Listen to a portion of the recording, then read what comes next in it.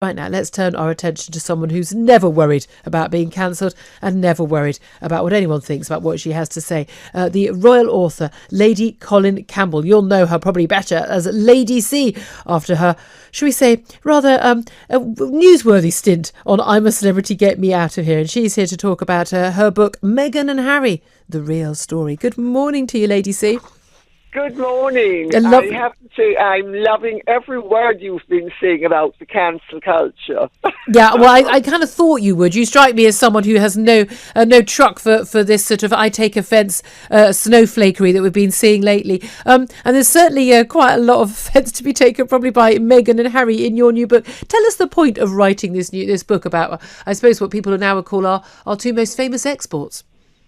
Well, I started writing it last year, summer, when by which time I knew that they were embarked upon a very dangerous and controversial path, because I knew from last year that she wanted to enter into all sorts of commercial enterprises which were strictly forbidden by the royal family, and that she also wanted them to live partly in California and partly in England as fully paid up members of the royal family.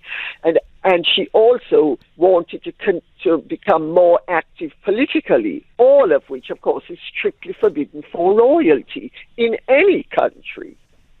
Yes, indeed. I mean, you've certainly been ahead of the game before, haven't you? You wrote a best-selling biography of Diana, Princess of Wales, called Diana in Private, published in 1992, and you were the first to reveal the fact that the Wales's marriage was doomed, and her health issues and what she was looking for in her life. And again, later proved to be completely correct on all of this. In terms of the revelations about Meghan and Harry, I mean, what do you make, and I suppose this ties in with this cancel culture conversation we were just having, what do you make of the criticism of the media for their criticisms of Meghan? A lot of people saying, well, it's not people, some people are saying, it's because she's mixed race, it's because she's an American divorcee, and it's snobbiness, it's racism. What do you make of that?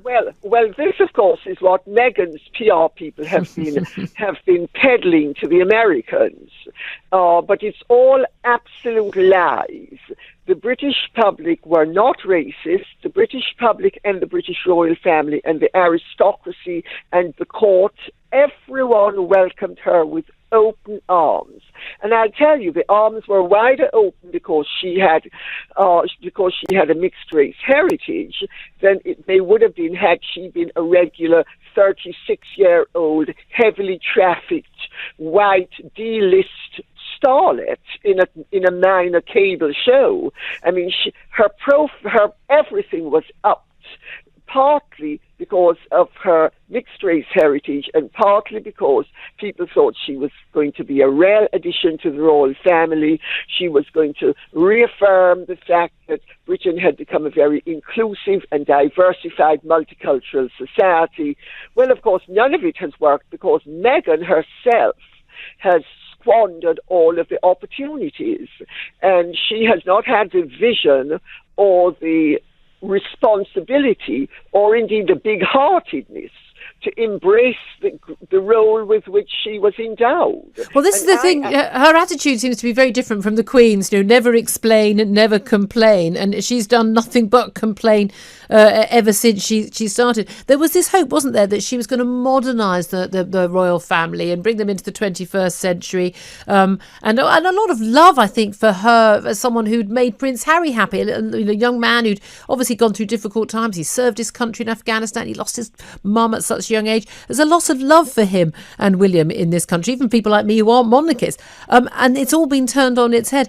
What do you make of their decision to up sticks, move to the United States and start this sort of, let's be honest, sort of fairly woke campaigning? And I described the video they put out the other day. It looks like a hostage video to me for Prince Harry. What do you make of it all?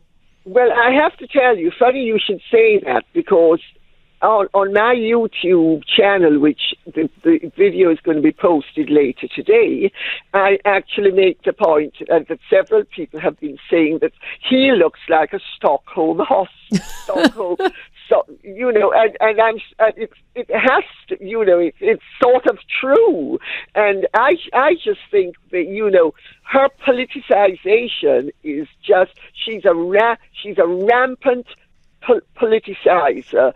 And she is very party political, and she is very democratic in the American sense of the Democratic Party. Yeah. And she's very left wing, but she's rarely. My researchers said that she has great boundless ambition, actually, including.